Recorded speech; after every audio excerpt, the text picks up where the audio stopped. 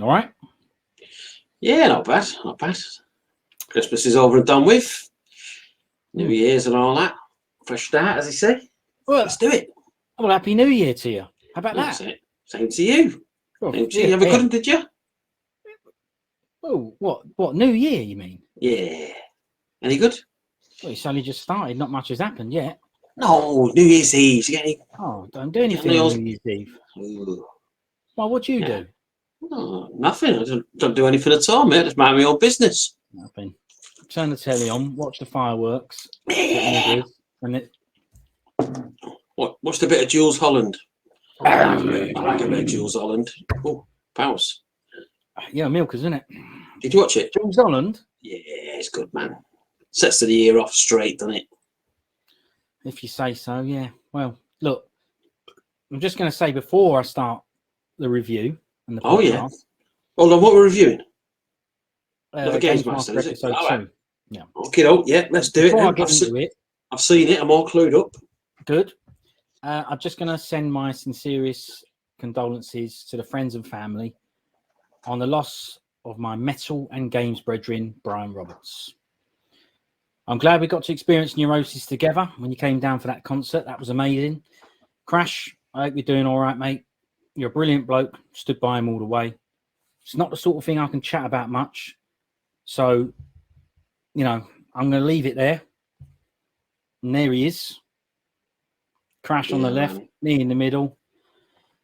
Brian on the right. Like I say, I'm going to leave it there. But, of course, this is dedicated to you, Brian. And, yeah, well, that's it. That's that.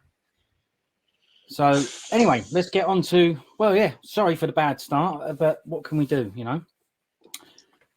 Anyway, I would say, right, there's been a bit of a delay here, right, of getting to episode 2. And I would like to say, well, it's because of Christmas and it's because of New Year, etc., etc. That's what I'd like to say. That's what anyone would expect. They'd understand. It'd be a very understanding of it and go, I can understand it. What's the date now? It's the 8th of January. It's the 8th of January. Most people went back on the 4th of January to work and stuff like that. But it's got nothing to do with Christmas and New Year. It's got something to do with him. That's right, him. I'll keep going on at him. And it's taken ages. So apologies there. But we're here now. Yes. For anyone that's going to listen. Yeah, well, this is it. Let's do it. That's all I can say. Glad to have you here. Let's do it. Episode 2. Yes. It's quite a bit different from episode 1. Yes. And on paper, very different. Yeah, I would say that's a good thing. As episode 1, you know, it was okay, but it wasn't great. Mm-hmm. It's usually a good thing, I'd say, to try some new ideas, keep things fresh. And that's what they tried to do by changing some of the segments. Is that a good idea? Or is it better to agree a format and stick to it? Well, let's get on to the review and discuss at the end what we think about the new stuff or the different stuff. First challenge. This one's a Spanker's game. Brand Spankers. There you go. Spanker's game, Deathloop, right? Rock hard. The challenge is to kill clones in 90 seconds or less. Rock hard. It sounded so crap. McDonald, he couldn't even make it sound good when he was explaining it. Apparently, they said if you were playing this normally, you could take your time and do the old stealth myths and all that. But they've got to be aggressive. They've only got 90 seconds to do it, you see. It sounded worse, but it's a Spanker's game, and it's not on Nintendo Switch, at least. Have you played this game? No, not yet.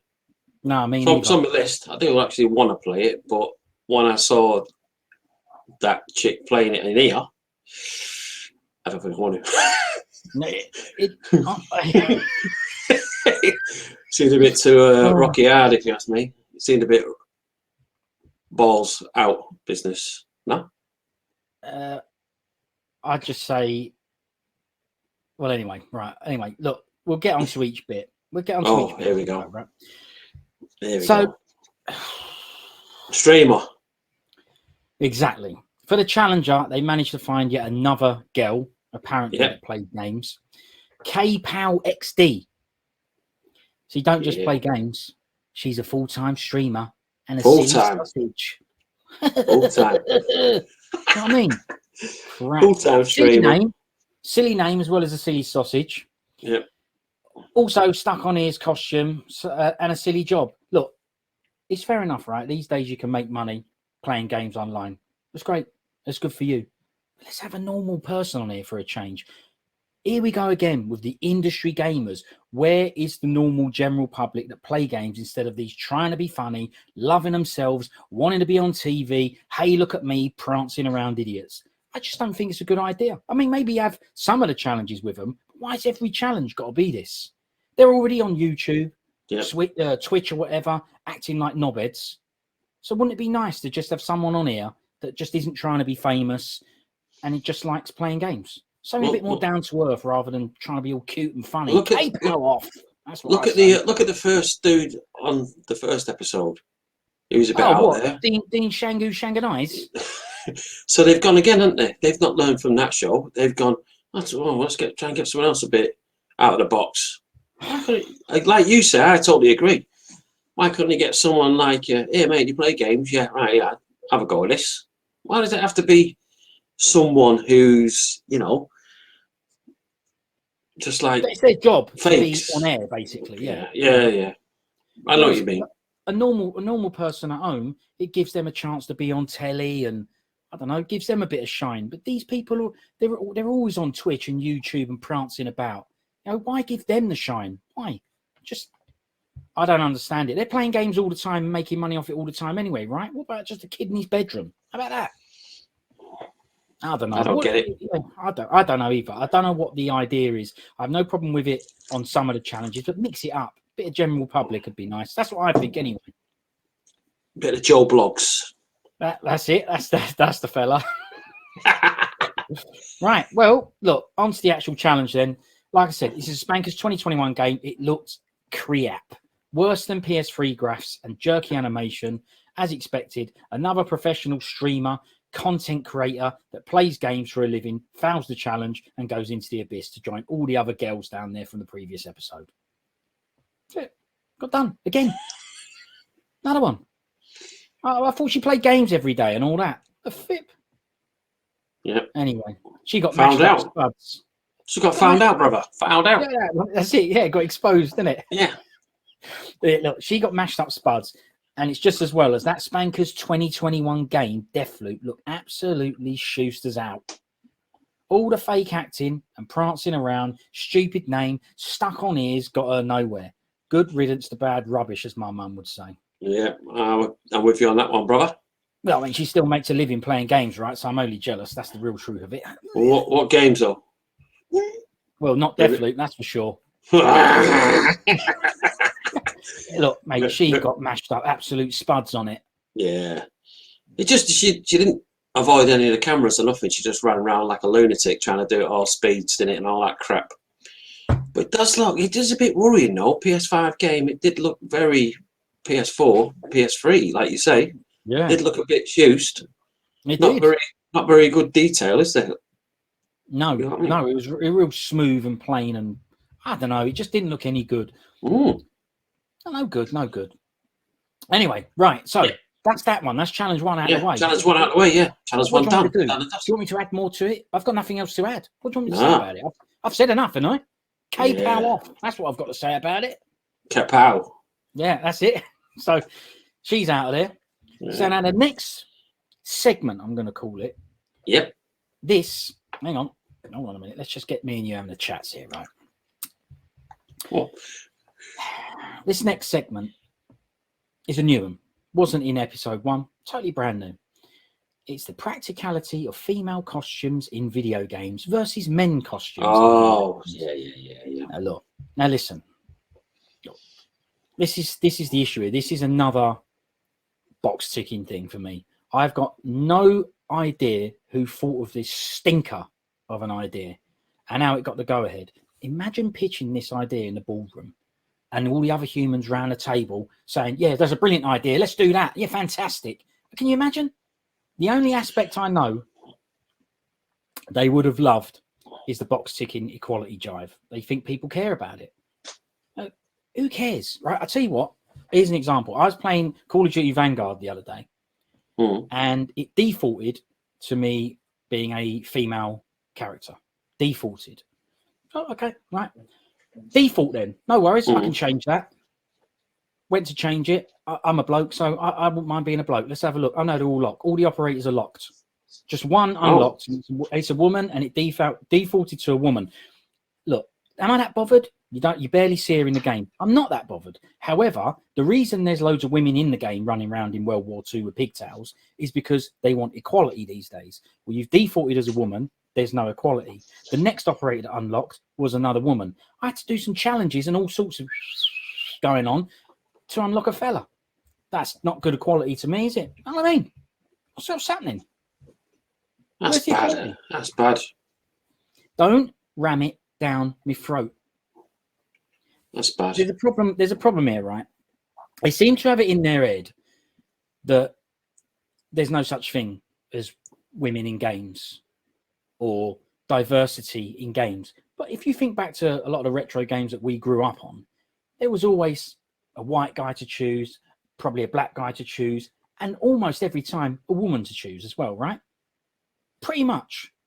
Not saying every single game, but most of the time, there was never really an issue. There was always a woman to choose. So I don't know why they think they've got to push these agendas on people. It was there anyway. There was no issues anyway. But there you go. And that is what this segment is all about. So. Yeah. I agree with that. I'm with you with that one. I totally agree. I mean, I've got some shots here, right? But the thing that they try and get across here is that women in video games have to wear next to nothing. Yeah, skimpy outfits, wasn't it? Yeah, and men are covered up, at least in the examples that they use. So if this is the truth, then what does this tell us? That it's rotten, horrible scum men that make video games, or that it's predominantly rotten, horrible scum men that play video games, or possibly both? What is it they're trying to let us know? Well, I'll tell you what. Let's go through the segment and let's find out. Let's see. So Rab gets the Big Daddy Bioshock outfit. Ty gets the Sniper Ghillie suit from Call of Duty. And Grado gets a skimpy woman's outfit from Metal Gear Solid. So instead of getting a woman to wear the woman's outfit, let's use this opportunity to take the mick out of a man. Seems a bit obvious and contrived, this section. And a big man like that. It could have been any other bloke, but no, they've just got some chunker in it. Right, exactly right. On purpose, right? Just so that they can, adds to it, doesn't it? Have a laugh. It's expensive. Yeah, have a laugh at it, yeah. I'm sure he don't mind. He's having a laugh or whatever. What do you reckon of these suits then? Just before we go on, while we've got the shot on the scrun, what are we saying? It's a good Big Daddy suit, isn't it? Yeah, I thought it was quite lifelike. Yeah, I did think that when I first saw it. I was thinking, I do actually like that one. Yeah. It's quite good. But look, obviously, I'm going to go through this in detail, right? So there you go. The first test is to see what the protection is like. So Frankie throws fruit at them. Frankie and a few of the crew members, they're dashing fruit at all of them to prove that this blatant box-ticking gender equality garbage. Frankie says that Grado's woman suit can't protect him from fruit or objectification. There's just no need. Why add that in? It's supposed to be a joke, the bloke wearing a woman's suit, right? But what she's trying to say is, women wear skimpy outfits because men like looking at it or whatever. Listen, Frankie, if you don't like playing video games, then don't play them. You probably don't anyway. Anyway, the woman's suit loses this challenge, right? I did like the shot, though. Yeah, of course, mate. Look at that one right in his sack. Right in his old knackers there, look. Yeah, brilliant. So, look, it's understandable, right? In this agility test, it's pretty obvious what happened because if you look, we'll go back to this slide. It's pretty obvious, right? The ghillie suit bloke, Ty, he just ran away and hid. So he dodged everything by hiding in the grass. Fair enough. He used his suit. The Big Daddy didn't hurt him, didn't do anything. Why would it? Look at the size and all the protection he's got. Yeah, it's bounced off him, isn't it? That's her point, by the way. And obviously he had no protection, so he got mashed up. Yeah, well, anyway, that's what she was saying anyway. So anyway, the next test is agility. All right, so they've got an assault course to go through and see how their outfits fare. What a crap segment, this bloody hell crap segment this is. Even though the ghillie suit wins and Bioshock easily loses because he can't get over nothing. Look, The Bioshock bloke don't get over the first obstacle, right? Yeah, it's stuck. It's stuck, right? But even though, right, that's proof to me, right? Frankie still takes the opportunity to say that the woman's suit is at risk of cuts from the barbed wire and ripping his tights, and there's a nipple slip. Like, listen, the woman's suit didn't come last. Just deal with it. You know what I mean? Jesus. She couldn't handle it that the woman's suit didn't come last. It's that simple. Anyway, what we've apparently learned from this is that games designers should start dressing women games characters for battle and not for the beach. That was her words. Dress us for battle and not for the beach. Want to know what else I've learned from this segment? No one cares. I'd be very surprised if anybody cares about that badly about women in video games and the costumes they wear. Because if they like video games, they like video games. They don't stop. Yeah, I was just going to say, if the game's crap, it's crap. If it's good, Yeah, you're going to play it man or female, isn't it? Doesn't really matter. Why isn't it just about the game? Yeah. Right? Tomb Raider, Lara Croft, or whatever. Why can't it just amazing be game. a good game or a bad amazing game? It should not matter, right? It's the same when it comes to graphics. If Deathloop, which we've just slated on the smooth graphs and crap animation, if that is a good game, it's still a good game. We just go, it's a good game. Graphs are a bit poor considering it's a PS5 game. But good is good and crap is crap. It don't matter. Bloke, woman, don't care what colour the animal, character is. dog, cat, don't matter. Crash Bandicoot. Don't matter. Right? Sonic the Hedgehog. They're not even humans. Yeah. Mario's a plumber. You know what's wrong with these people? But anyway, so she's trying to do this. People need to realise with this stuff that business is business. It's pretty difficult to please everyone. And what games developers do or should be doing is trying to make their game successful.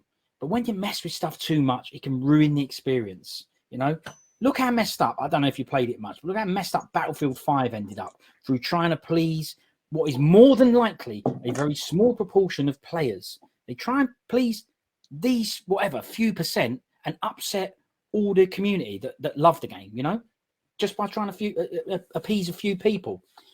Look, I don't understand it, right? Take a lot of these new games. I don't want people running around in gym gear or dressed up as a cowboy in World War II.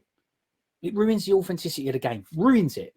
Look at that Tokyo 2020 Olympics game. I don't know if you've seen that. A spaceman running the 100 meters.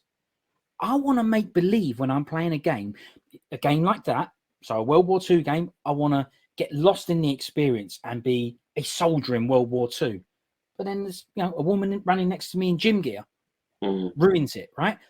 When I'm playing an Olympics game, I want to make believe I'm a professional Olympic athlete, not a bloody spaceman. It's just crap. This segment stunk. It's an awful, unnecessary, and it's not a game segment. To me, it was no good. I don't know what you think about all this stuff with games and what they're doing it, but they are ruining my product. I am the end user. I'm not the only one, but I am one of the end users for video games. I have been for many, many, many, many years. And yes, okay, graphically, there are things, graphics and sound and things that have enhanced online gaming, etc. There are lots of things that have improved over time. But this stuff is ruining the experience. For me, it is anyway. Have it in there. Like I said, don't ram it down my throat. Don't force me to choose them unless the main character is a woman like Lara Croft. And guess what? I still played Tomb Raider. I didn't go, I'm not playing this. It's got women in it. Of course I didn't do that. So I'm pretty sure a woman won't go, I'm not playing this because it's got a bloke as the lead. Let's, like you say, let's not play Crash Bandicoot then because it hasn't even got a human in the lead. See, I watched this segment and I was thinking to myself, what are they trying to do here? What are they trying to prove here? I don't, to be honest, now you broke it down and explained it all, I just thought, that might as well have been a TV advert on in between. They might as well broke to an advert and come back because I watched it and went, what are they trying to say? What, women just wear next to nothing in games and that's it? I just thought, what a waste of us. What a waste. If I was watching it again, I'd just fast forward past that bit straight away. Gone. But we can't fast forward it because we're going to analyze it and we're going to talk about it on podcasts. I'm afraid we're stuck with it. But I'm not finished with this segment. I'm not finished with it. And there's a reason I'm not finished with it. And this is now for me and you to discuss. Frankie's tried to make her point. She's forced us to listen to it. And she's made a segment about it, going on and on about it. That's what she's done. Now it's our turn. So let's go through it. Aloy from Horizon Zero Dawn. Let's just take a look at her costume here. Looks pretty covered up to me. Looks ready for battle. She's got a bow and arrow. Does she look fit to fight? Amazing, I think. She looks all right, don't she? Now, what I'm saying is she's been allowed to sit there and say, the woman from Metal Gear Solid costume, that's what we're going to put on Grado. Look at the state of that, right? And she did some other examples, right? There were some Street Fighter characters on there. If you remember at the beginning of the segment, she showed a few video game costumes of female characters prancing around, with barely nothing on. All right, no worries. Well, like I said, this was really easy for me. This wasn't a difficult thing for me. I just searched for female video game characters and plenty came up. Now, I admit, plenty came up in skimpy costumes as well. Right? That's fine. But she's done that. So let's just have a look. Is there many more? Alex Vance from Half-Life. Let's have a look at her, mate. Amazing. Ooh, good character as well. What a strong character she was in the game. Brilliant. Well, there you go. Jeans, Brilliant. Jacket. Yeah. Does she look ready for beach or battle? She just looks normal to me. Looks like she'd go Sainsbury's. You know what I mean? Right? Yeah.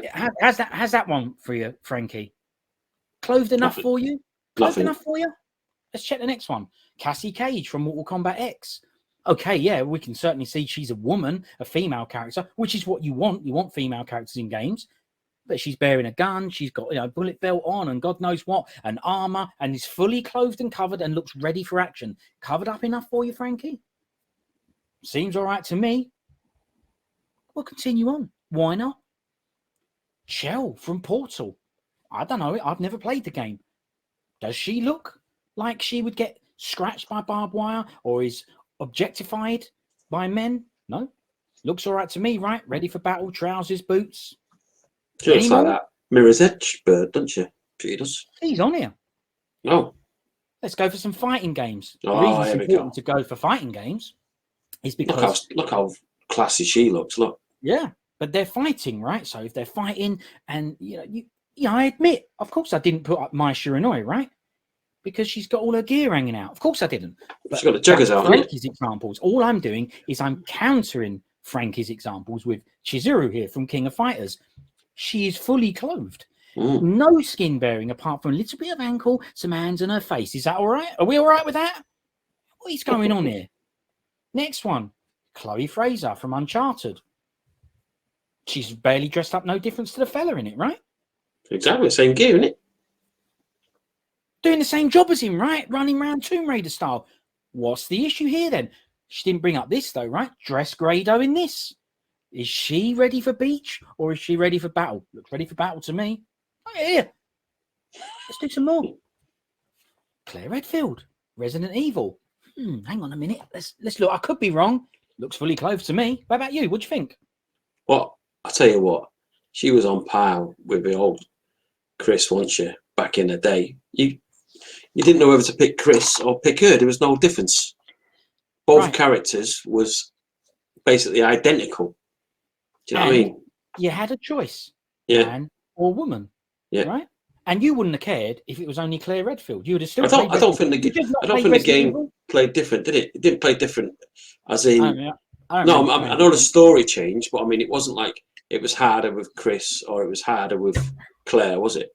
I'm not too sure, but not that I remember. No, I don't remember. I just think it was a different route, I can't remember. It's a long time now, isn't it? But 2 questions for you.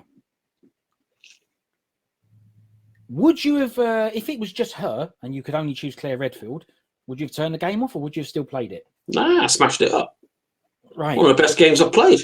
Well, of course. No chance. Of course, right? Absolutely. It's in my top 5, definitely. That's the thing they don't realise. You ain't bothered. You aren't bothered, right? Does she look ready for beach or battle? I'll ask you, just from that picture alone. Beach or battle? Battle, innit? Obviously. Right. Next, Commander Shepard from Mass Effect. Definitely a woman. Covered head to toe. Yeah, but what have you done with the bloke in Mass Effect? Oh, what's happened to him? Fruit. Is he yeah. Is he Shanganoo? Yeah. All right. Okay. Well, Well, let's move on then, right? That's what probably why they've made her a bit now on her powers. Tried to make her more. Well, look. To be fair though, she doesn't look manly. She still looks like a woman. You can still tell she's a woman, but of course, she's battle ready, right? Cortana from Halo will even go with that voice that you hear throughout the game. Well, I know it doesn't even look like a real woman, looks like a cyborg, but again, covered head to toe. Elena Fisher from Uncharted. Okay, a vest. Sorry, is that a little bit too racy for you? I'm raunchy. Yeah, a vest. massive nips. Yeah. Well, but there you go, right? Another example. Yeah, sorry if I'm boring everyone, but if you watched episode 2 of GamesMaster, you'd have had to watch Frankie's segment. So now, here's ours. Ellie from The Last of Us. My God, that coat is covering everything up. What's going on here? I thought female video game characters wore next to nothing and weren't ready for battle. That's what I thought. I wasn't sure, so I thought I'd check. I just went onto the computer. Let's check. This is what came up. It's what came up. Next, Emily Caldwin from Dishonored 2. What's the issue here? I'm asking, what the hell is the issue? Faith Connors, Mirror's Edge, that woman who runs around all over buildings and everything. What's wrong with this outfit? Nothing's wrong with this outfit. Jill Valentine, Resident Evil again. Look at the outfit. Look at it. Beat or Battle. She requested it. I want them to dress us for battle instead of the beach. And she also said something like, and give us some pockets. As a little joke, we like pockets. But there's how many pockets do you want? You know what I mean? Flipping heck. Joanna Dark from Perfect Dark. Years ago. I don't know what year this N64 game was. Donkeys years ago, right? Look at the uniform there. Look at this suit. Look at her face. Makeup and stuff. Definitely feminine. Look at this. The stance is feminine. Look at the suit. Fully clothed. Fantastic. Yeah, and at the time, did you go, oh, I want to see more flesh? No, of course you didn't. You just played the game. More fighting. Kasumi Todo from Art of Fighting. Fully clothed. Respectable. Traditional fighting gear. King from Art of Fighting. Basically wears a suit. Another woman wears a suit. Cooler Diamond. King of Fighters. Covered. Head to toe. I don't even know who Leliana is from Dragon Age of Origins. Like I said, I just looked it up and went, look, another one who looks ready for battle. Any more? Oh, Li Zhangfei from King of Fighters. Costume outfit, isn't it? Yeah. Any more? Nakaruru. Look. Oh, sorry, a bit of shin out there. I should have left that one out. A bit of shin. Sherry Birkin, Resident Evil. Seems like Capcom are pretty respectful, right? And she's got pockets. Got pockets. Got pockets, right? Got pockets. Sonya Blade, Mortal Kombat. Mortal Kombat, that's the second Mortal Kombat character we've had. A really brash, I don't know, what do you call it? Adrenaline fueled. Even the older games, she had the green lycra bottoms on and all that, wasn't it? There was nothing hanging out. Yeah. Right. But you'd expect that game to go mad with it. No, there's another one. Whip in King of Fighters. Fully clothed, head to toe, boots, everything. And this is my favourite one. The reason this is my favourite one is because obviously some people don't know that this is a female character.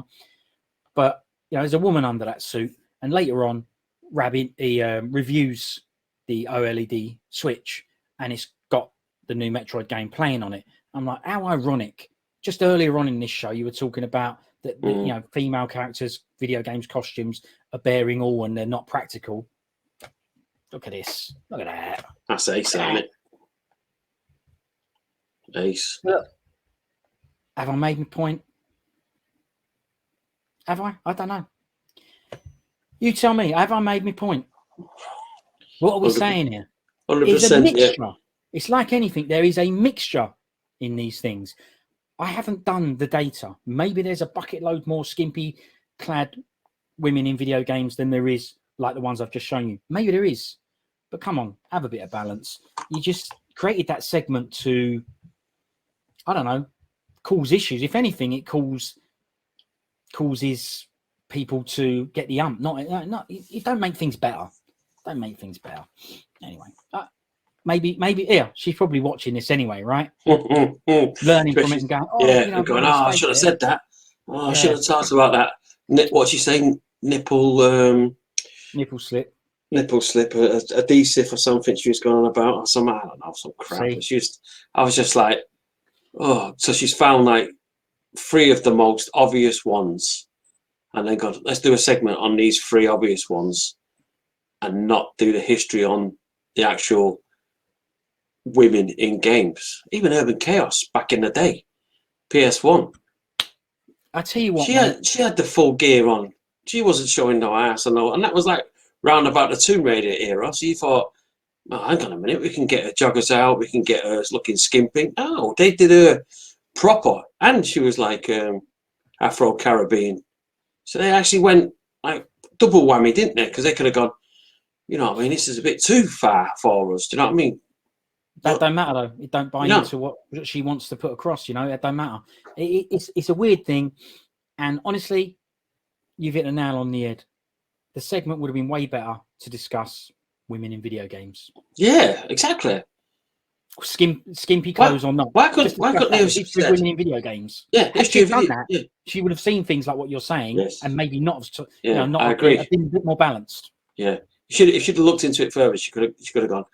Oh, it seems like a lot of women in video games now are like showing their feminine a lot more, whereas back in the day it wasn't that.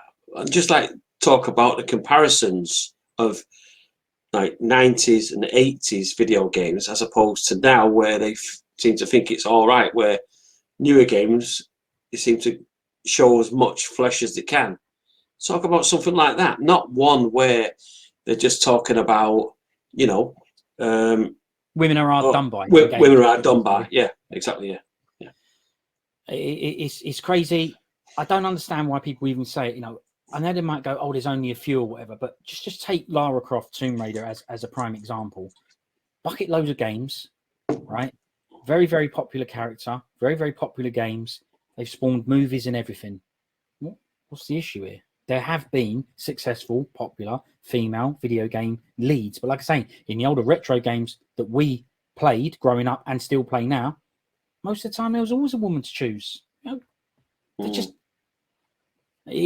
look, to be honest... The thing is, right, is if I picked up Tomb Raider, day dot, and went, oh, it's a woman playing the character. Right, well, that's the end of that. I ain't playing it then. No, we just got on with it because... woman or man, it didn't matter. I was there for the game. I wasn't there for the character. Right. And then she had to be like when you used to zoom around the camera, she had the triangle joggers out. You know what I mean? Didn't matter. But everyone used to go, "Oh, look at the graphics have come on." Okay. But no, it didn't matter because I was too busy shooting the wolves and climbing up through the tombs. What an amazing game! Yeah, that's right. Solving the puzzles and all that. You know, that was what you were doing. You were playing the game. It didn't matter. That's the thing. That's why I'm saying they think people care, and I'm not sure who does. I don't know. Maybe I'm wrong, right? We are talking from our perspective, and somebody else might come on here or whatever and chat to us and go, "No, you know, you're wrong. This is how I think about it," and that's fine. But I think they're trying to solve an issue or a problem that don't need solving. That's just what I think. I'll tell you what would be good. What if people? Who knows? People let us know in the comments down below. Let us know what you think. Let us know what you think about this segment, and let us know if are we just blowing it all out of proportion here, or what do you think about women in video games? Do you think it's like, or it's all about sexism, or do you think it's all about the actual game? Let us know. So I say, let us know. Are you bothered or not? Now, look, one thing I will say is we've spent a bucket of time on the crappiest segment in video game segments. Wow. But yeah, whatever. Anyway, let's crack on. That's right. That's it. The next bit is a challenge, and it's the celebrity challenge. And the celebrity challenge is, wait for it, mate. The celebrity. Hang on. Wait a minute. Celebrity. Hang on. Drum roll. Yeah, that's good. That's good. No, where's the actual drum noise though? Oh yeah. The celebrity is none other than. I've never heard of him. Warren Never Brown. heard, never seen. Never Me heard. neither. So there you go. They even did jokes with McDonald about him not knowing who he was. Yeah, And I did think that was quite good. I actually thought that was quite funny. If I I'm honest. liked it as well because I was thinking the same thing. And then McDonald went, "Who the hell are you?" You know Yeah, what I who are mean? you, sort of thing. And he goes, you know, and he named something. I think he named something he was in, and I was think like, it was at Hollyoaks. oh, was it? I think No, I think he was trying to say, do you look like you're out of Hollywood? But no, I think he was out of like other shows. But I think he just looked like your typical Hollyoaks. I think he was trying to say. Yeah, maybe. Yeah, maybe maybe I got there. But to be fair, right, that's just them bringing on a celebrity. I don't mind the content creators and YouTubers is getting on my nerves. Celebrity is, I think, is a good segment to have a challenge being with a celebrity. That's always good. It's just that, you know, they ain't great, the celebrities they've had, are they? You know, not being nasty, but this guy, though, to be fair to him, I thought he seemed like an all right bloke. He just seemed normal and down to earth. Quite liked him, but I didn't know who he was. But yeah, whatever. He ain't going to be on Strictly, is he, anytime soon, anyway? Put it that way. I don't know. Don't they have all the... Oh, no, he'd be on this Celebrity Get Me Out of it, wouldn't he? Yeah, no, I think he's too low grade. Ooh. I think he's like a grade D in here. So, you know, grade him, don't they? I think he must be like grade E or something. I've never heard of him. Well, but yeah, he's not grade. He's not one of the A graders, is he, or something? No, sorry, Warren. But look, he's still young. He's still young. Yeah. So this second challenge is going up against little lad Larry. Oh yeah, Streets version with characters down the bottom. Look, choose your character, dude. Yeah, exactly. Right. Super Mech. Yeah. Lead. Have you played this one, Super Mech Lead? I mean, never heard of it. What's it out on? I haven't either. I ain't heard of it either. What is it, Pussy? No, I don't think it was. I think he was holding an Xbox controller. Oh. We still could have been playing that on PC, to be fair, but it looked like, I don't know, we should have been able to tell from the buttons he was pressing with him, really. One of them ones. Oh. That's it, yeah. That's what they all do, isn't it? Yeah. Oh, yeah. Oh, nice little shot. Well, yeah, I mean, I got that shot just for you, that. Because of the... why? You know what bit, didn't you? You know what I mean? Yeah. What, the little bad boy, you mean? Yeah. That little bit. Oh. Yeah, right. You know what I reckon is going to happen here, by the way? I reckon this is 2 shows in, and the old big boy Barry's brought out his son. I reckon 4 or 5 shows in, his son's just going to come out on his own, and I reckon they're going to dump him. I don't think he's going to be around for that much. He's not going to bring him out every time and stand around like a lunatic. I think it's just going to be a matter of, right, it's little boy Larry, whatever, versus, and I just think it's going to be like that. I don't think he's going to be needed. Well, I do think we said this when we were reviewing episode 1. It's nice to hark back on some of the old stuff. Yeah. About Diamond as GameMaster, etc. So it was a good idea again. There used to be a guy called Big Boy Barry, and now the new generation is Little Lad Larry. I actually liked that, but I couldn't agree more. I'm like, well, every time he's going to come out with him. Yeah, I don't think that's going to. I don't think it's going to happen. Well, that's if they make many more of them. You know what? That might be why it don't happen. You know what this show really needs, right? And I can't believe no one has actually thought of it, right? Tell me. A retro section. Why couldn't it have, instead of doing all these stupid skits and stupid this, why couldn't it go, I like the ones when it goes, 15 years ago today, such and such game came out, it did this. No, like, or why do they have to play new games? Why can't someone play Sonic? The original Sonic. Why can't someone play Mario? Original Mario. Why does it have to be all the latest releases or new games? I don't know. Review them, and have them sometimes. This is what we're saying about this show. Yeah, but the thing is, though, it's got old people in the studio. So they're not there for the new games. They're there for the nostalgia of the old games, and it's an old series what's been going for years. Well, back to the 90s, isn't it? So why not go? Next one is Crazy Taxi on a Dreamcast. See if you can drop off 15 customers in the time limit. No, they can't do that. They can't do something like that. They have to do I know. latest games what down your throat every time. Without mix it up. I tell you what, I think I didn't think about that, but now you've mentioned it. I mean, I've got a theory as to why not. There's no money in retro games, right? There's no money there. Putting Deathloop on means that whoever published that game, developed that game, they could get some sales out of it, right? Saying Nintendo Switch has got this on it and that on it, and it's the new version of Mario. Put the old one on. Who's making money out of that? You know, that could be. Yeah, but it's only one segment. It's like if there's 5-6 segments on a show, you can at least have one instead of going that like stupid costume women thing. No, just drop in a little bit of retro. Say like, oh, here's I don't know, Dave from and he's been collecting for 30 odd years. Here's his collection. Here, Dave, what's your favourite game from back in the day? What you remember? Right, just something like that. Something harping back to the foundation of gaming. Not, it doesn't always have to be brand spankers. No one. People have watched that show because they remember the original show, which is a retro show. They're not watching it going, oh, let's watch GamesMaster and see all the latest releases. No, you're not watching it because of that. You're watching it because you want to see. It's retro, isn't it? Well, just games. Yeah, well, games. Stuff. It could be new stuff. But like you said, have some retro game. Either have a retro section or have one of the channels on a retro game. Why not? Yeah, why not? Because maybe you can't do it nowadays. That's what it is. All that what's it called? The old eyes version. Maybe he can't. Maybe he can't do. He can't do Super Mario 64 challenge or something like that, or he can't do the original Street Fighter SNES version, like bust up 4 characters in a row or something. Maybe you can't do it or something.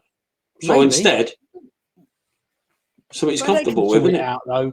They can sort it out, send him the game, let him play it or whatever, or bring him into the studio. They could sort it out. There'll be reasons why they don't. I think they just promote new stuff because that's where you can make new money. You can go in the shop and buy it or whatever. Yeah, that's where the sheets are, isn't it? I think so. So, but yeah, go on. Sorry. All right, okay. Well, yeah, the celebrity, Mr. Brown. Yeah. He got mashed up by little lad Larry and sent to the abyss. 2 in 2, isn't it? Who? 2 in 2 for the little dude. Oh, he absolutely blazed him, mate. He smashed up that bird last week. Smashed up her this week. He did, right? He didn't dodge. He didn't dodge one thing. Didn't block one thing. And if you do that, that's what happens. And that's what happened. So bad qual by Warren Brown, but there you go. He got done by little lad. Brown as in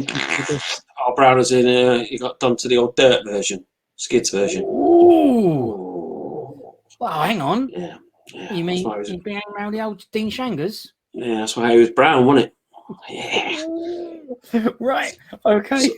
Are you ready for the next segment? Let's do it. Hit me with it. All right.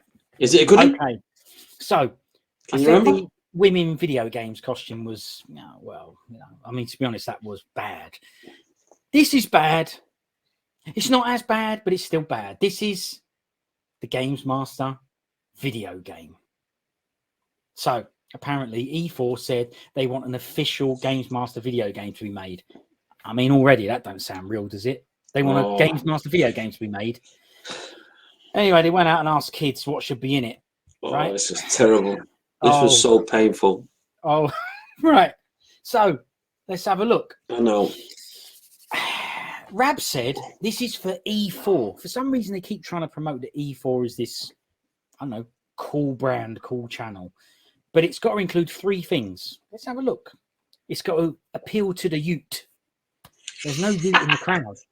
There's no youth featured in the challenges. Yeah. Apart from little lad Larry. So that's not something they seem to have had Maybe in she mind. just asked him then. Well, that's what I'm saying. But they didn't have that in mind when making the show. There's no youth in the show. Right? But anyway, this game, it's got to appeal to the youth. It's got to be bang up to date. Well, if that means box ticking and virtue signaling, that shouldn't be a problem for them because they are achieving that. Oh, it's bang on, yeah. Yeah. So I don't have no issues with that. No problems with that. Very, very experienced. And it's got to be cool. Let's face it, with the show, they've done a good job of being cool so far. We've had things like Dean Shanghai, Snoochie Shy, and now K Pow. And McDonald, he's cool as out, ain't he? Oh, and the co-host Ty, he's well cool. So they can handle this demand without any input from the kids, that's for sure. Flipping head, hell's bells, you know what I mean? Anyway, I go and ask the kids what they'd like to see in a video game, and they thought it was a good idea to film it and expect people to want to watch it. The only people that want to watch this kind of crap is the friends and family of the kids that are on it. Because admittedly, if it was your kids, you'd go, my kids on telly. They're the only people that want to watch this, in my opinion. I mean, bad. There's one kid on there that's obsessed with bumholes, and the three hosts are pretending. Not your kid, is it? Real cute. No. One up there in the top left, innit? Look, the weird thing here is they're asking these little kids about a video game, what would make a video game amazing. But they're really little kids. They haven't even been around long enough to play loads of games. I was going to say, they did pick the wrong age, didn't they? They should have picked early teens, I reckon. Could have got a bit more, they've been around a bit longer, if you know what I mean. Instead of just like, they're talking, for them, a good day for them is like, I don't know, watching SpongeBob on TV or something, you know what I mean? I agree. I think they went way too young with it. Yeah, way too young with it. Games. Yeah. So how are they supposed to know what's good? Look, okay, we'll get to it, but they came up with a game that they thought would be good. And I think it's proof that they were probably the wrong people to ask. Anyway, the developers, they get to work with a load of scat ideas from the kids. And what did we say about Sam Tuff from episode 1 and the bod? Well, playing video games and the bod. Let's have a quick look at what was on the developer's table. That's it from a distance there. Right. This is the problem. And I know it all goes hand in hand. There's some bananas there, all right. But mini rolls, Grashers, chocolate, Pano, chocolate. It's all shoe scare, isn't it? Yeah, well, and the Pringles and all that. Yeah. And this is how you create not only Sam Tuff, admittedly me too, right? I also fell prey to this as well. But there you go. I mean, there is more proof of the, you know what I'm going to call it? The Sam Tuff effect. Yeah, chunker version. Yeah, right, exactly. So, as well as the grub, two of these fellas, these developers, they're crashing out bad. They, look, hang on. You got this fella here. Right, you can see it already. Aye. Yeah, he's crashing out, right? I mean, you can see. Yeah, but he's got all the gear behind him now, look, so he obviously knows what he's doing. He knows exactly what he's doing. That's why he's developing the game, right? But if he runs a comb through that barnet, it's all going to be in the comb, right? It's in the comb, yeah. So he's getting smashed out, right? He's one of them, and the other one was this fella. Right. Now, hang on a minute. Can you see what I'm saying here? I think they call that strategically combed. Am I right? Oh, we can guess that. It's one of them ones, isn't it? Hang on. Yeah. What did you used to call that bloke? He was an old Bobby Charlton, is it? Is that what you? Yeah, the old Bobby Charlton. Yeah, he's got the old Bobby going. Listen, I'm not trying to be nasty. Listen, I'm not no shrinking violet, but I won't start doing it the old. What is it? Well, this is the thing. Parting above the ear business and the old. You always used to say one of your lines, which used to this day, is "It happens to us all." That's what you used to say, right? Of course, it does. Yeah, right. That's it. There's no shame in it, right? Sick. I hate to bring it up, right? Obviously, I hate to bring it up. Otherwise, I wouldn't be bringing it up, right? But this fella, when he watches back this episode, I mean, he's gonna have the right hump, any probably. Oh, what? caught him sweet there, that camera angle, didn't it? Look at the gleam on that, boy. Right, anyway.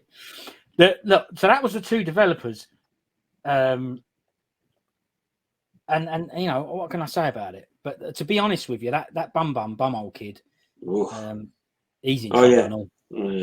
No, he's crashing out as well. What? Oh, up there, top left, he's crashing out already. Oh yeah, looks a bit dodgy. I'm telling you, right? He's getting done and all. So, why are they all looking in that shop? Why are they all looking like they're super interested in what the kids are explaining? Look. No, but hang on. Oh yeah. Right. You know what I'm saying? How old is he? Trouble. Right. That's it. That's what I'm saying. He's just in trouble. That's all. That's all. Just leave it there. I mean, there you go. There's the shot that you wanted. Go on. Yeah.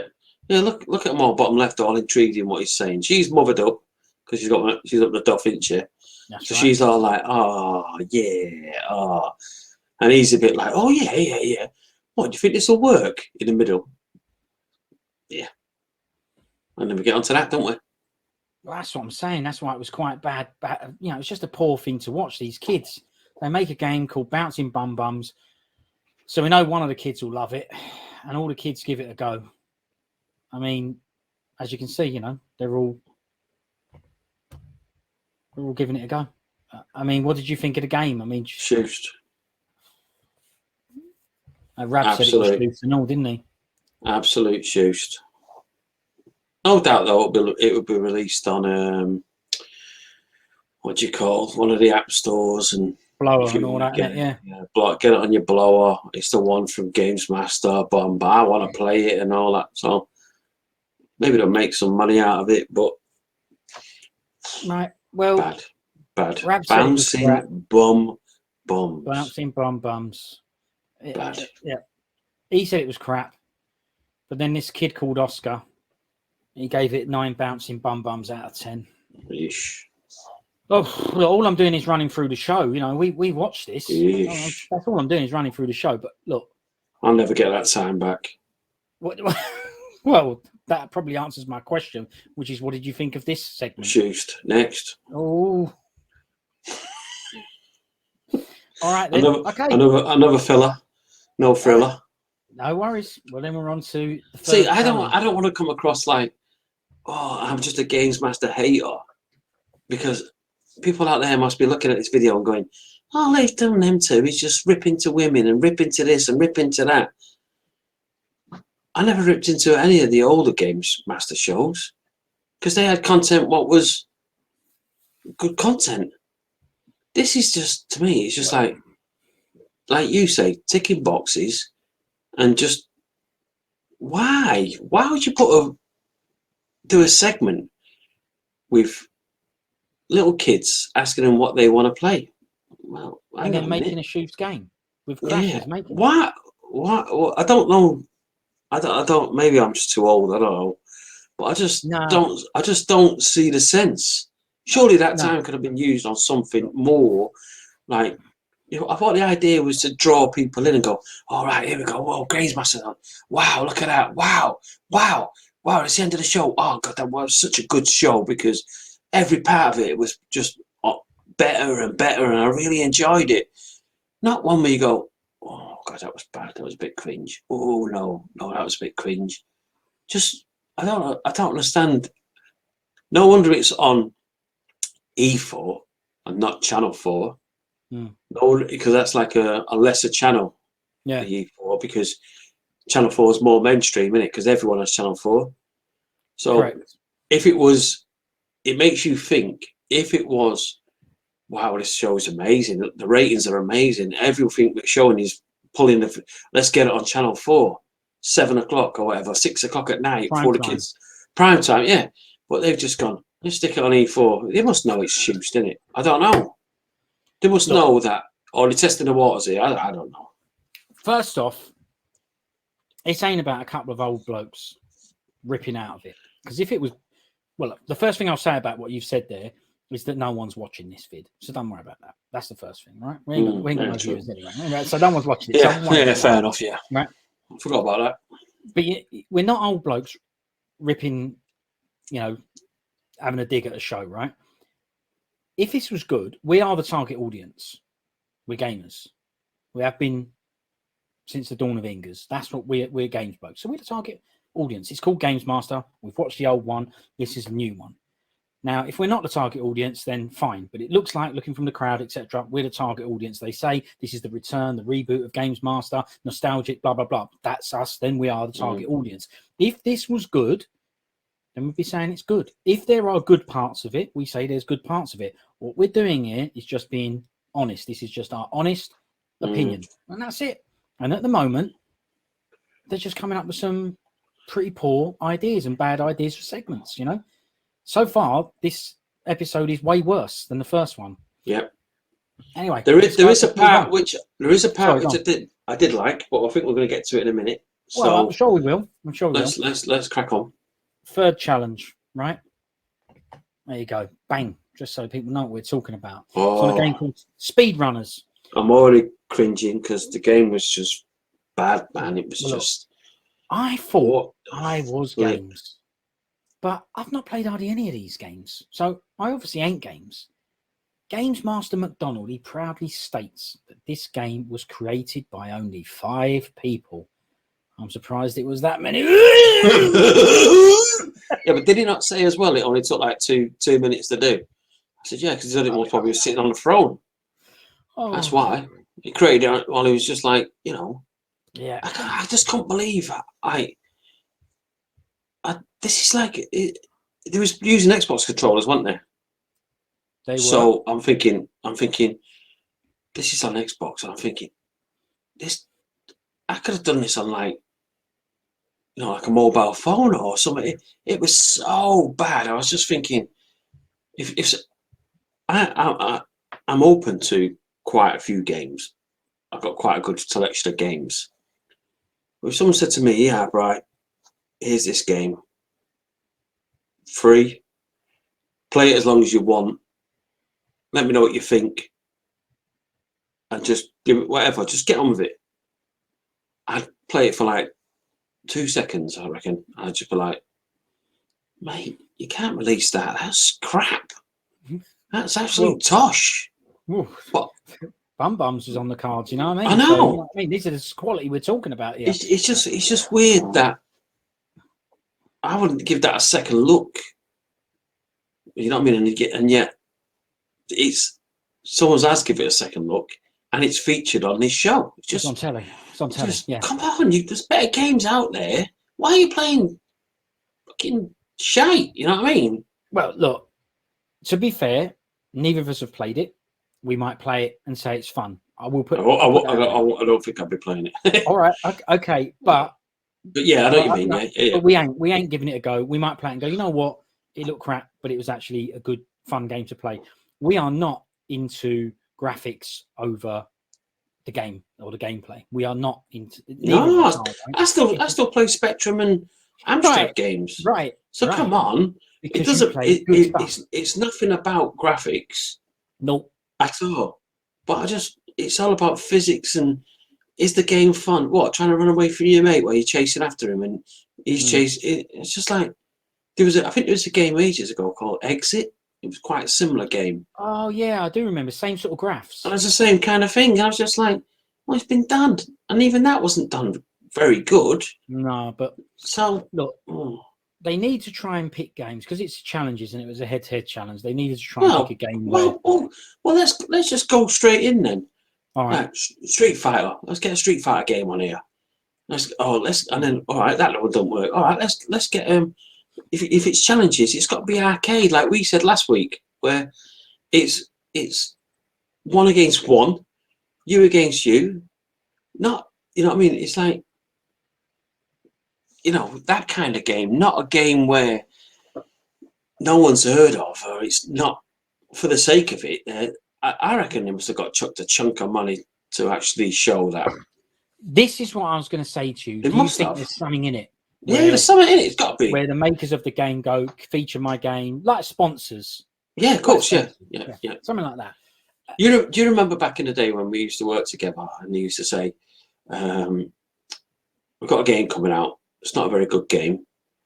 We'll chuck you this much money to feature it in the store window, and then we'll chuck you this much money to get it in the chart or game of the week, recommended, all that stuff. And we used to take the money. Do you remember back in the day? And I think it's something. It's got to be money related. I'm almost surprised who actually made that game. Who was the creators? Was it someone who's got people that done it? So. Oh yeah, but you know what I mean. Well, 5 people's got a lot of money apparently, because obviously that's why it made it to the show. Or its mates. Don't forget, it can be. Yeah. Could be that. Could be that as well. Yeah. But you know, look. Anyway, look, we'll move on through the challenges. Move on. And the challenges, we are. There they are. I thought she was quite hot though. I'm quite. All right, well, hang on. All right. Yeah, stop objectifying now. Now, come on, Beeps. Right. Here's the problem here. The challenges are streamer, MC Fixer, and content creator, Sunpie. More trying to be famous people that already do game stuff. Boring. Rab said they are 2 of the most entertaining personalities in the whole of the gaming sphere. That's a quote. Let's get that again. That they are 2 of the most entertaining personalities in the whole of the gaming sphere. Now, I can't say they ain't. From what I've seen, obviously they ain't. But why do we have to have personalities, which is what he called them, from the gaming sphere? It's what I was saying about the previous challenges. Stop. Let's have a bit more legitimacy, a little bit more organic, down-to-earth stuff. Give some other people a chance. Now, that's what I'm saying here. MC Fixer, he said that he plays games every single day. That goes without saying. Some things are better left unsaid. You know what I mean? Bod. He plays games every day. Yeah. I wish I could. Yeah, but bod. Oh yeah. Do you know what I mean? I think he didn't have to tell me that. Like I said, some things they're better left unsaid. Yeah. Anyway, so these 2, they got to go head to head against each other on this game. Unbelievably, MC Fixer wins, which means that's another girl in the abyss to join all the other girls in the abyss. So again, must be a lesbian party going on down there or something. What do you reckon? Yeah, what was it? M and so. They went down there the other week. That's it. More women down there than blokes, isn't there? Yeah. Oh, yes, I think there is. Yeah, maybe it is all right down there. No, we should do a tally, innit? Hey, we should do a tally. See how many blokes get turfed down there and how many birds get turned down there. We could do, because I think we know who's winning at the minute. So that's that segment out of the way. That's the challenge out of the way. What bird you got there? You got a pussy there next to you, so matter what? Can you not say stuff like that, please? Disgusting. Yeah. Well, what? I'm sorry you've been objectified by Beeps. Luckily, so it's not. Is it not a pussy then, or what? No. If you want to refer to the animal like that, then you have to end it with pussy cat. Oh, so we know what type of one of those you're talking talking about. I wasn't. I was trying to get to it. I was going to say, oh, a nice pussy cat. I thought you was. I wasn't judging you. I thought you was, right? Because she came over and... Who is that one anyway? Which one's that one? Give us a little mugshot. Princess. Yeah, it's coming over. Right, so look, that's that one out of the way, that challenge. Yep. Not much more. There's nothing more to say about that, right? Nah, shoot. Another filler, no thriller. Right. Okay, well, look, in that case, you're going to be very excited about the next segment. I mean, I know he's going to blow you away. Just get ready for it, mate. It's Educating Grado. Hit me with it. Educating Grado, your favourite from episode 1, your favourite part of the show. Yeah, but I'll let you into a little secret. I actually did like this one. Okie dokie. Okay, right. Okay, I like this one. This one made me think a little bit, because I was thinking, oh, it's a bit like, you remember Broken Sword, where it's all story driven? And it kind of reminded me of that. And I was thinking, obviously I'd never played a game, because I couldn't just sit there and watch a game, you know, not have any interaction with it, just press the X every 5 seconds. I couldn't be done with that. But I guess there's a market for that, because, you know, when you have a tablet and you're on a train and you have you want to read a book and you could just sit there, can't you? And you could listen like a story novel. But this was a story novel with pictures. So I thought, well, I thought it was quite an interesting segment. I thought. So you like this one, did you? Yeah, this one I actually did think. I did think it was quite a good little segment. Yeah. Well, it was about a genre called visual novels, and as you rightly so say, it's like a book in a game format, really. And it had the chats before it, though. You know, the black and white chats. I like Grado. Yeah. Have you ever read a book? Yeah. I've read Dick Whittington. That they were so length and bad. They were bad. The pre-chats were bad. Yeah, but they was just trying to explain it all, weren't they, to her? Well, yeah, I know, geez. But I've come across them quite a lot. There's a lot of them on PS Vita. There's a lot of that kicking about. So I've come across them before. I think this game might have been called A Long Kept Secret. That just came up on the screen once, but it wasn't clear. So I'm not 100% sure, but that is possibly what it was called. So there you go. Look, that's that segment. I mean, you liked it? No, I don't know if you like the educating Grado, but I like that segment. Yeah, I just thought, okay, because you got to remember there is different people, different gamers out there. That's it. And there is some gamers who say you're on a train and you go, I can't be bothered bashing enemies or whatever, killing people, doing this. I just want to relax. Just put somewhat on I can watch and read and just maybe it's just it's relaxing, isn't it? It's not. But I would hope for is you didn't have to keep pressing like X every 5 seconds because that'd do my head in. If it was on a timer, so you could just prop up the, console or screen or whatever in front of you. So like you said, the Vita, prop up the Vita, and then after 5 seconds it pressed X on its own, so it moved to the next part of it. So you could just sit there and just watch basically instead of going next, because that'd be over for me. Well, I couldn't be done. I couldn't be done with all the you know what I mean.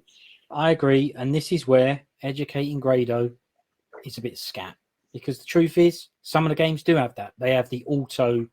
You put it on auto, and it go and then the next bit, and you can have them faster, slower. Oh, that's great then. Well, obviously his one didn't because you're right. He was just sitting there pressing X. Yeah, they could have mentioned that. They spent a bucket load of time saying, "All right, Grado." They spent a bucket load of time doing those chats. Have you ever read a book? What's the last book you read? Dick Whittington. Whittington. Oh. Have you ever played a visual novel? What? A visual novel? No, a visual what? Right. Yes. Right. So well good. I appreciate. What? Just get on with it. Let's get the segment over. It's brilliant. Yeah. All right. You're right. It's brilliant. So anyway, the next segment, I kind of thought it was crap, but you've made me like it. Now we've spoke about it. The next segment is the review. Rab's review. Let's have a look at it. He reviews the recently released OLED edition of the Nintendo Switch. He says that it's the best version of the best console on the market today. I stuck out on me like a sore thumb, that did. Me too. When he said best console, I was thinking, ooh, that's ticking a couple of boxes, isn't it? When he said the best version of the best console on the market today. So that does the lot. So we're talking on the market today. We're talking about we'll go PS4, Xbox One, PS5, Xbox Series X. They're the main ones, right? They're on the market today. Now look, if that's what he thinks and he thinks it's better than those, then fine. But I thought it was a pretty bold statement for a console that's got a load of rehashed re-releases. I'll be nasty to it, but it don't blow me away. As a matter of fact, I'm pretty bored of Nintendo bringing out a console at the same time as the newer ones and it being behind the curve on capabilities. Doesn't mean it's a bad console. Doesn't mean I don't like it. It's just like come on, guys, keep up with, you know, the Mm. processing power or whatever. Yeah. And it seems a bit weird. They've done that a few times now. But anyway, that's what he says. So much so that he said it got a 5-finger special out of 5 fingers. I still don't know. No, I don't know. He doesn't say. Is it 5 out of 10? Fair enough. But no, he doesn't say, does he? 5 out of 7, 5 out of 8. Yeah, I don't know. No, He doesn't make it. It's not clear, is it? He ain't. So I don't know what he's talking about. Is the truth. Look, that review. It weren't a great review because most of the footage that they showed on this so-called amazing OLED screen, which I'm sure it is. Yeah, yeah. Well, the Vita screen's amazing, isn't it? So. Yeah, but it had all filters all over. You know, the graphs they showed, they put all filters over the TV screen and made it look all crap. And I'm like, show off the screen for what it is, you know. Mm. But they didn't. They ruined it for me. Why can't he just gone like something like, this is, instead of going like, this is the new Switch. Oh, yeah, look at that screen. Look, how does that screen look on the Switch and all this lot? Yeah. Oh yeah, what a great screen! It's a lot bigger than it. It's a lot better than here. Why does he have to go? Oh yeah, it's great. Oh yeah, it's smashing. Oh yeah. Oh, it's fantastic. Oh, hang on a minute. Why can't you just go? Can you see that screen? Look, that screen's a lot bigger than the other one. Why does he have to? Just be real. Yeah, just be real. That's what I'm saying. Yeah. Yeah, that's what you try to tell Big Boy Barry and all. Listen, stop being fake. Just be real. Oh. Just be real. I hate all that shit, man. Brilliant. So I'm going to do a Grado on you, and I'm going to ask you. So then, Beats, have you got one of these OLED switches? Why? You fancy getting one or not? Why would I get one? I got the image. Hello, you've just seen his 5-finger review. No, I ain't got one yet. Nah, I've got the Ridge, and I don't see the Switch as a console. I see it as a handheld. Even though it can be docked, played on a screen, I still think it's. If someone said to you, "Yeah, Bri, here's Doom, Eternal, PS4, all singing and dancing," or here's Doom Eternal on a Switch, I'd never play it on Switch. And of course not. You know where the machine lies in your. The machine is good for first party. Don't get me wrong. It's really amazing. Yeah. It can't be touched. It can't be touched. But outside third party, if a game came out cross format, I ain't playing it on Switch. No point. Exactly. No point. That's what I'm saying. You understand where that sits in your library, if you know what I mean, as a console. Yeah, it's a handheld. And as a multiple console owner, of course you understand that. If this guy's only sitting there playing Switch and ain't bothering with the others, then of course it's the best. It can't be the best. Oh, I don't know. None of them are really the best. To be honest, are they? None of them are the best at everything. You can't say PS5's the best one because if you like, you can't put it on take it off the dock and take it on the train. There you go. So that's not the best then. Yeah. So, to be honest, I've been in the games, like I think I said last time, since '83. I've been into games. How do you know the year? Because that's when the Amstrad released back in '83. And that's when I got into it. But what I'm saying is, how can you say what's your best console? Dreamcast, amazing console. Brilliant. 360. Amazing. 360 is it's so tight. In like you've got PS4. PS4 is growing on me massively. PS4 has become my new 360, if you like, because even though PS4 and PS5 are out, 360 to me was the one that went, oh, wow, the leap. Amazing. It was amazing. But PS4, I think, you want that with you in the trenches, you know what I mean? It's a good, like, all the games, power. They're all qual. Yeah, all qual. Yeah. So, yeah, I never go, well, PS4 then. PS4 is my best console ever. I can't, because then I'll go, hang on a minute, Xbox 360s could be. And then you go, yeah, what about Dreamcast? Or what about? So I can't, I've never nailed one console as the numero uno like he did, saying oh, it's the best console. If it gets 5 stars. You know what I mean? John Cena. Yeah, just a John Cena. Yeah, you can't see me and all that crap. Yeah. Was it Do you know what 5 I mean? out of 50? Crap then. True though. Let me know. I mean, the other Bum Bums game got 9 out of 10 Bum Bums, so that's on 10. Yeah. That's out of 10, and this is out of what? 10? Yeah. Well, then it's only got 5. Yeah, it's the best console on the market. All right, crap. Again, let us know below. I know I keep going on, but let us know what's your top 3 consoles. So do you not but have? It doesn't have to be in order, I reckon, because I couldn't do it. I can't do a top 3. But do you have one that means the most to you, even if you go, yeah, but this one Yeah, but is it sentimental? Well, if that's your reasoning behind it, is that your reasoning behind it? Say that and go, sentimentally, this is my favorite. Graphically, this is my favorite. One that has the most exclusive. So all 3 will be the same. The best online console, for example, for me was 360. That was the one where the online gaming came into its own or whatever.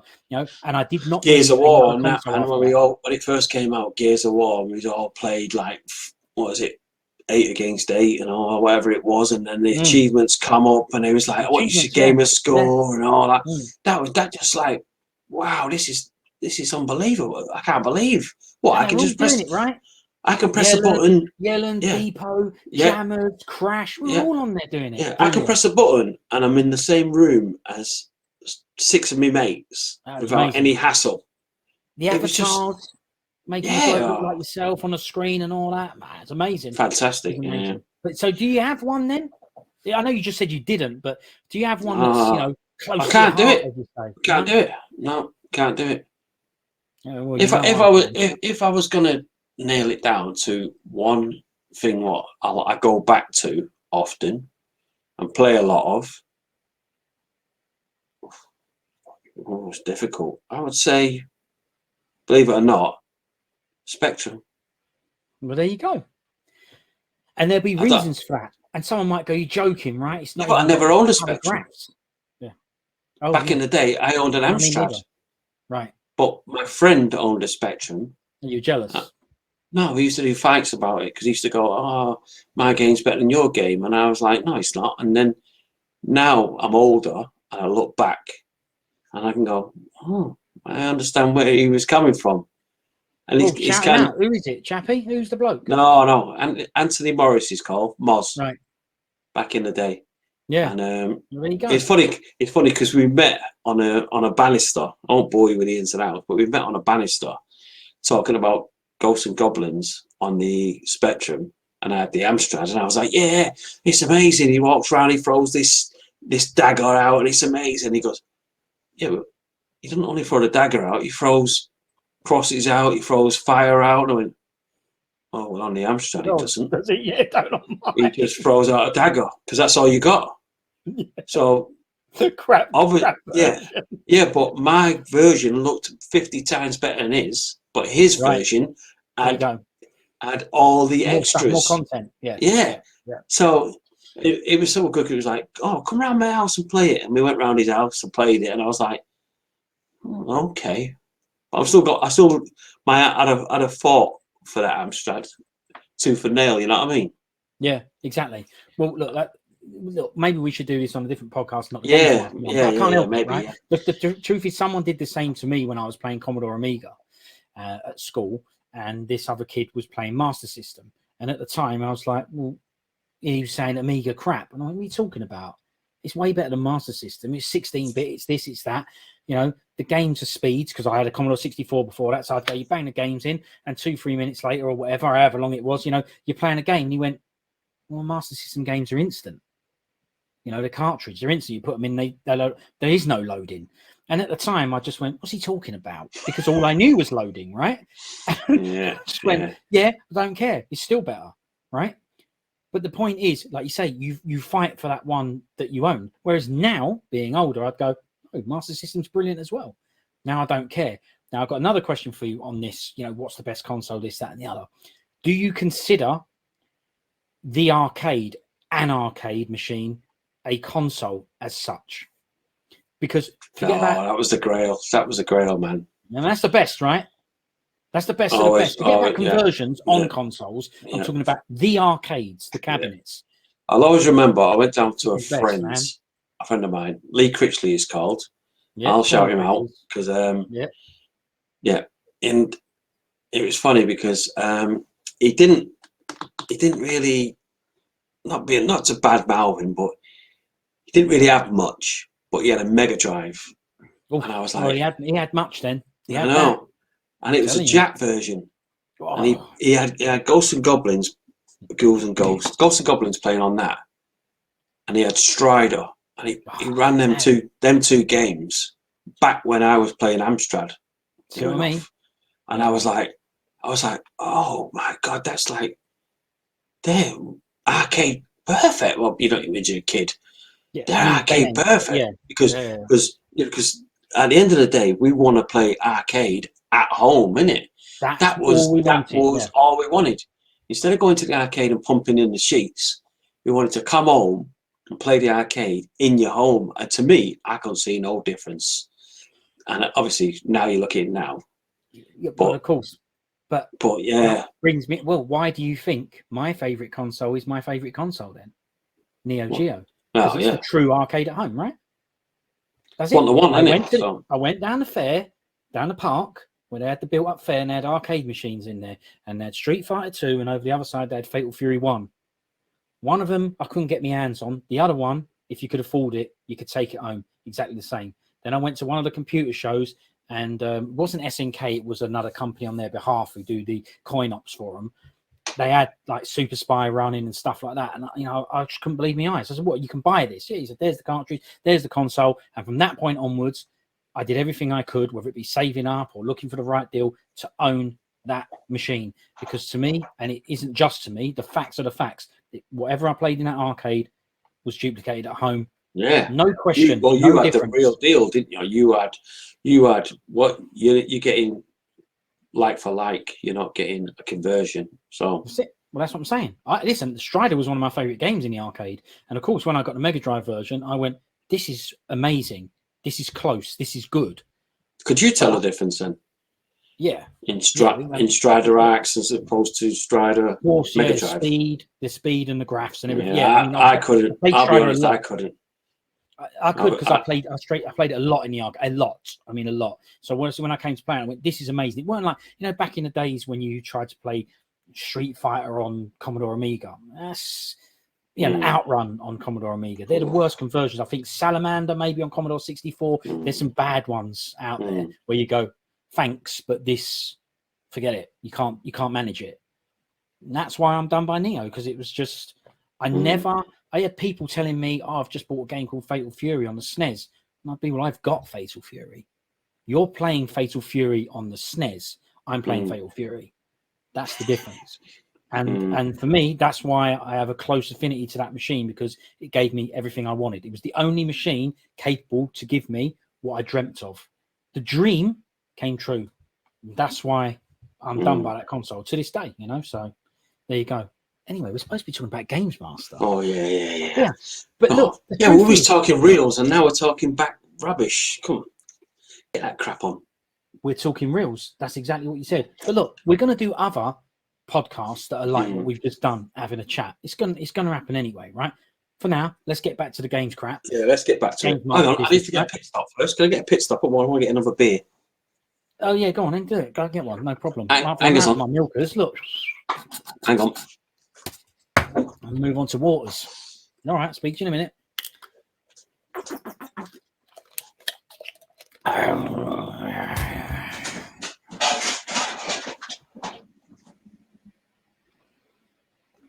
Sponsored. Well, you got beers.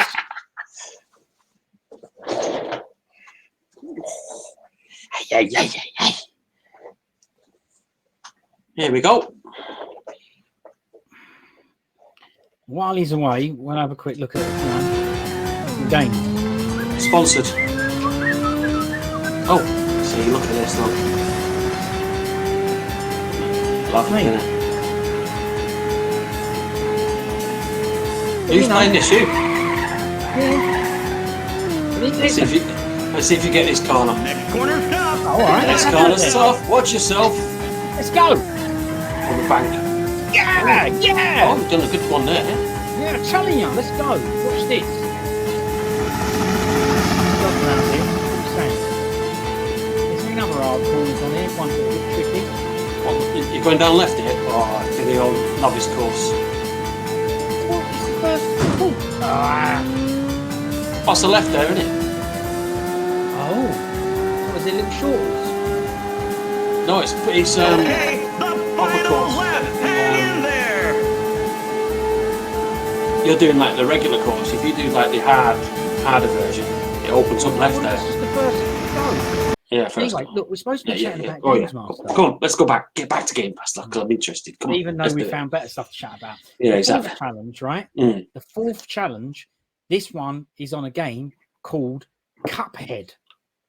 Oh, Now, I quite like the look of this game, I have to say. The challenger is Christian. have you played this game? I've never played it.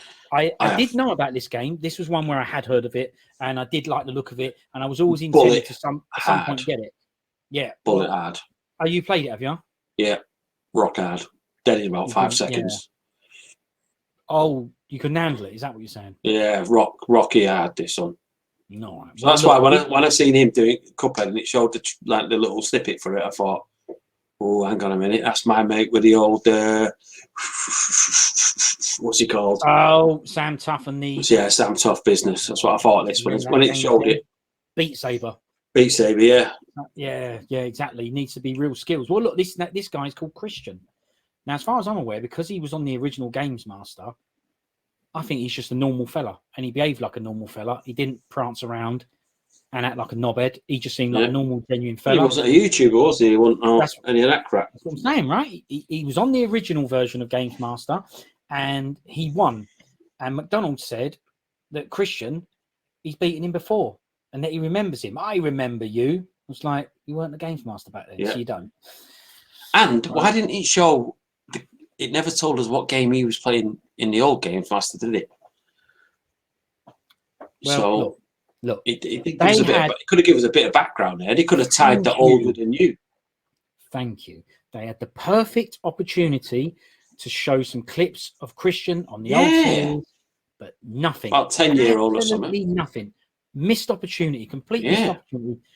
I don't know. Maybe it's to do with some sort of licensing crap or something, and who owns the show Yeah, now. but it was on Channel 4, wasn't it? So, I think so. this is E4, so it's all tied in. I'm making it up. I'm just trying to Oh, come up with could have something. you could have showed us some pictures of stills, so you can get away with stills, couldn't you? Or something. Well, we're doing stills and pictures. I honestly, don't know. It's a real bad one. That real missed opportunity. Yeah, because that's all I thought about was, what bloody? Show me. What did he win? What did he do? What did he just do? Like a couple of like Mario jumps or something? I don't know. Even without visual content, they could have told us you played Yeah, Street Fighter and beat Big Boy Barry or whatever. yeah. Well, not bad. Well, look, this was actually a good idea. I think getting a contestant back from the old series to do another challenge rather than a prancing drip. Mm. So I think this was a good idea. It's the sort of thing that we said we wanted. You know, a little bit of throwback nostalgia towards the old show. So for once, they did something that I wanted. So I was quite happy with the idea of this challenge. So the other idea of this challenge, and I That think it's wound quite me a up. good idea as well. No, wound me up when he smashed. He said he was going to smash it up. Yeah, well, I still like the idea of No. putting something on the line. The idea is that if he Oh, loses, yeah. Well, yeah. they smash up the original. Do you joystick. think he would have smashed it if he did lose? Well, if he did, I would have smashed his face in. Not me. Yeah, If I was that's what I'm Christian, saying. I'd have been smashed that up. I smashed Yeah. your face in. Yeah, I'd have gone. Look, the thing what got me was he already determined what was going to happen. He didn't say, "Here, do you want to put your golden joystick on the line?" And if you lose, he just said, "If you win, Yeah. I'll give you another one. If you don't win, I'm smashing it up." Well, hold on a minute. No, you're not smashing that up. That's what I said. I said, that joystick's twice the joystick that you're going to bring that tat out the back in a minute anyway. Exactly. So that's the rich. Right.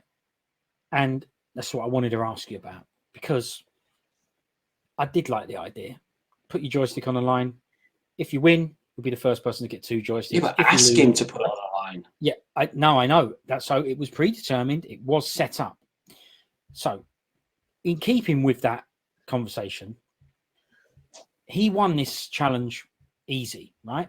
Someone in the crowd said it, and I agree with them that he obviously practiced this. Fair enough. So what? He practiced it right, and he blazed it easy. Didn't even get done. Didn't lose his life on what they said, and you've said now perfect. is a rock hard game. Yeah, but perfect. He done it easy. And you mentioned this in episode 1, something like this. Are we believing that? Do you think they do pre-recordings? As you said, would they have really smashed that joystick up if he lost, right? There's plenty of witnesses in the crowd. And saying that, I noticed the same bloke that was in the crowd in episode 1, the Cage Fighter t-shirt bloke. Same gizzer, same shirt. So he's a stinker, but there you go. Also, same. Yeah, exactly. Be paste. Exactly. The presenters, though, all 3 of them, they're wearing the same clothes as well. So are they doing all these episodes in one day? As there's only 3 episodes in this series. Because she's wearing the same bodysuit, he's wearing the same clothes, and Ty's wearing the same stuff. Cage Fighter t-shirts, same stinker in the crowd. I'm asking, you mentioned this to do in episode 1. You said, I wonder if they, have more than one goal in the game. Yeah, because it's edited afterwards, I presume. It's not live. So are we really believing that he did that? We've got witnesses in the crowd. I'll ask Cage Fighter t-shirt bloke, when he watches this and he comments, I'll go, are you the bloke in the crowd? And I'll ask him, did Christian really do this in one go? Because like you, if he lost, they're going to smash his joystick up. So I think they knew he was going to win, as in, do it on a take where you win, basically. I don't know. I don't want to be conspiracy bloke, but I'm asking, do you think that's possible? They do pre-recordings and go, do it again, you lost and I don't want to smash your joystick up, so do it again, cut, edit, play. Do you think but the way he played it, it's like he'd done it about 100 times, didn't it? Oh, it was amazing, wasn't it? Amazing. Yeah. The way he showed him jumping over the fireball, then ducking and then jumping over the next one, I was thinking, hang on a minute, he's done this with his eyes shut. He made it look so easy because that game is a tough game. That's why I said to you before, on Sam tough. Well, Sam, I got it sorted. Let's have a look at Sam playing that, shall we? See if he could do the same. Yeah, I mean, it was good. It was good play, did he do that straight in there, first go, or did he mess it up and then they go, no, we've got to make sure that you win this one because I don't actually want to smash your joystick up. Am I getting duped? Or is it because he's a bloke? Well, and he's just brilliant at games. No, I was going to say, if it was a woman, it'd have been down there with the lezers. Oh, I'm just saying. I'm just saying, that's all. Yeah. He seems to get all the birds getting the old Rice Krispies downstairs, and yet all the blokes smash it up.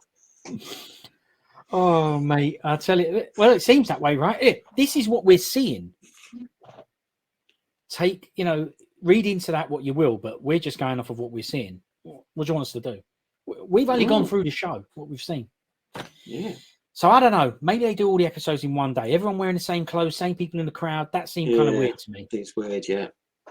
Let's have a look at episode 3 when we review that one and see if they've all got the same gizzards on. We shall see. We shall see. So that really brings us on to the end. Now, when I say the end, of course, it's not just me and you that'll be celebrating that. It'll be if we've still got anyone viewing this at this time. This is like hour 30 in. I bet they're like, congratulations if you're still with us. Yeah, if you're still with us, we had to talk about the show and we had to do a few real game stuff in between. Yeah, sorry about that, guys. Yeah, I don't know. I've enjoyed myself. But we'll bring on to the ending. Now, the reason I say the ending is because there was an actual ending. Now, I need an explanation for this, please. It ends with all the presenters putting on sunglasses and listening to jazz music. Now, I've got no idea what this is all about. Just help me out. Am I missing something? Nah. Again, it was another segment where it's difficult to explain, but it's another one of them ones where I just Grado don't get it business. I just thought it was like, why? Why would you do? Why? What is that? Are we on it?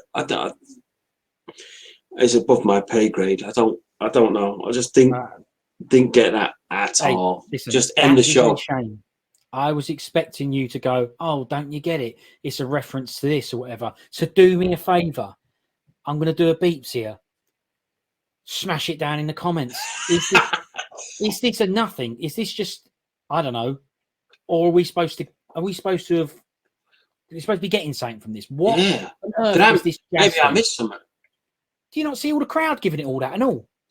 Oh, so they're in on it. They got to be in on it. Now, maybe we're tick and we've missed something here. So do us a favour. If anyone knows what the hell this jazz thing is all about, do us a favour and let us know, will you? Because enlighten me. I must be a bit tick. Going on. Get Bowen on here. Bowen will tell us what it's all about. He'll know. I'm sure he will. He knows everything, doesn't he? Him. Yeah. You know what I mean? Look, get Douglas on here. He'll come on here and go, yeah, he was playing such and such symphony. Do you not get it? What's the matter with you two eggs? Yeah, as a matter of fact, it might prove that we're not games. I want to know. So let's summarise. A couple of things to say at the end of this. There was no colleagues segment. You remember colleagues? Where they all play a game and they decide whether they that stupid car one, and he was going to put the track. So that was missing. But I'd say it was replaced with the women costumes crap and making a bums game. So I didn't really rate colleagues that much, but it was an okay idea. Playing a game we've never played before. Would we buy it or not? I think it's better than women's costumes and bums game.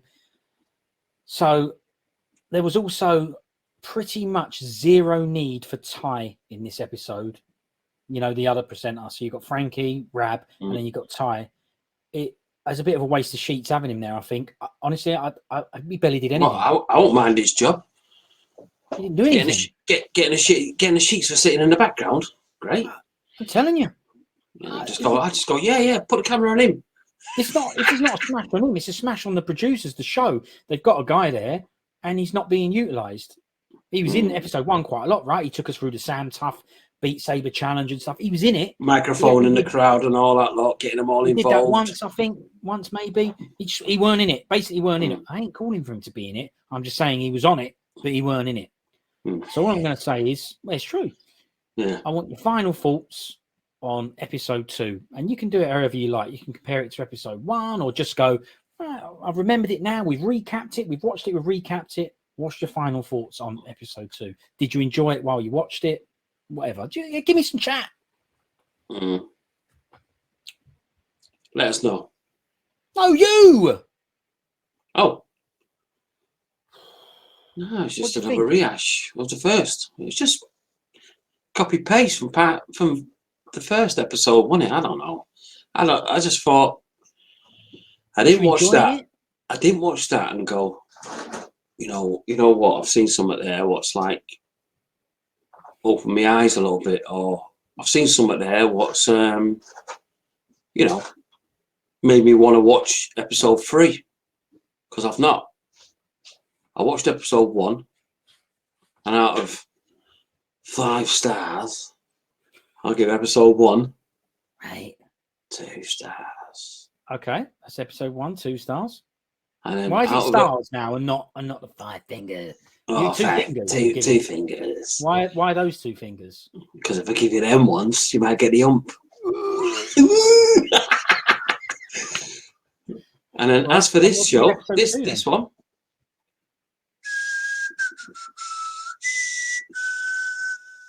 You've been very polite with your finger again. 1.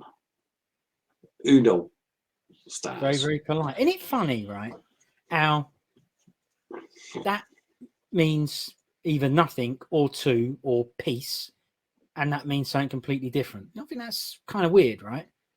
Yeah, it's true, though, right? And this means nothing, but if you turn it around, it means something. Yeah, it means bumhole. Oh, Shanghai's. I have to say, though, I think I don't know about scoring it, but I definitely agree with you. I thought this was worse than the first episode. Yeah. Wasn't an improvement. It was copy paste, and then it added segments.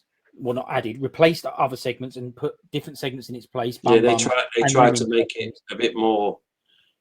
Oh, that one didn't work in episode 1. Let's try this one and see if this one works. I don't know. Well, if they get a second season out of this, wow. I'd be amazed as well. On paper, it was right to change things, mix things up on paper. But sometimes, if it was good, say if episode 1 was amazing, right, and we gave it a 5 finger, right, if it was amazing, if it was a wicked show, we would have gone, you don't need to change it. Just have challenges, colleagues, blah, blah, whatever it is. But it weren't that great. So, like I said, on paper, it was quite a good idea to go, we'll try some different things, see how people react to it. Because obviously E4, all the XX at E4, and everyone is going to be watching what we think of it, and they'll change the show based on it. Yeah, of course, right? Oh. The thing that got me right is they could have played it a lot safer. They could have gone, Panzer Dragoon on the Sega Saturn. Oh, this one set all the boundaries for 3D smups. Blah blah blah. There's a remake. It's on your Switch. It's on your Switch. It's on your PS4. Let's review the original. Get my hands in shot. Now let's renew the new version. Renew the new version? What's that? You know what I mean. Review the new version. Oh, no, I'm just checking because you might have come up with a new gaming term. I don't know. What I'm trying to say is, is hit me with it. Hunted. Something we can relate to from the 80s, 90s to now. They could have played it safe. That's what I'm trying to say. Or you know that, and I know that. It's not happening. There's quite a few games that are still knocking around from then, like Street Fighter. Yeah, Street Fighter 2 when it released on the SNES. I bet everyone was there, 80 quid buying the game at day one. It came out. Chicanas. Oh well, yeah. I was in Wood Green, I think, picking it up. What's it called now? I did do Chicana Wood Green as well for other stuff. Yeah. Was it same Chicanas? It was, wasn't it? Yeah. Same blokes, yeah. So I picked it up from Chicanas at Wood Green and Balalag. And then when I used to play it back in the day, now here's Street Fighter 5, which is an upgraded version and showing, I mean, they could have just played it safe by old, new. Trying to appeal to both. Yeah, to try and bring, if you like, or just have a real think about who your target audience is, pick it and appease it and just go, right, let's do the best thing for that target audience. If you try and please everyone, like I said with these new video games, you try and please everyone, you please no one. You ruin the community that have played these games for years and years and years by making your game, whatever it's called, woke or whatever. You ruin it. Or you please no one by doing that. So they should have thought about who this is for. They kind of said it in episode 1. It's a nostalgic show for old gizzers. And yeah, but it's not though, because it's showing all new content. I know, yeah. Agreed. Yeah. I know. So it can't be. If it's for old gizzers, show us old gizzers stuff. Yeah, I mean we played a lot, right? So it don't matter, but it ain't very good, but on to episode 3. Yeah. And then once we get that out of the way, we can start doing other podcasts, Yeah, we can do chatting games and whatnot. So we can do some fighters and stuff, intros, and show us all techniques and stuff in that like that, innit? Yeah, of course. You know what I mean? Get to the real bloody game stuff. That's it. Anyway, can we have one more shout out to Brethren, who's not with us no more? Just say goodbye and peace out. Yeah, Brian Roberts. Yeah. Take it easy, brother. Yeah. R.I.P. Games all the way. Yeah, man. Nice one, Beeps. Appreciate that. Yeah. Really appreciate it as well. And I know Crash will as well. So yeah, it's a very, very good close friend he lost there, and he went through it all with him as well. So it's a pretty, it's an awful time he's at. Yeah. So there you go. Yeah. All right. We'll get there one day. So that's it. Nice one, Beeps. See you later, mate. All right, mate. Take it easy. I'll see you on episode 3. Yeah. Yeah. See you soon. Bye, mate. See you later.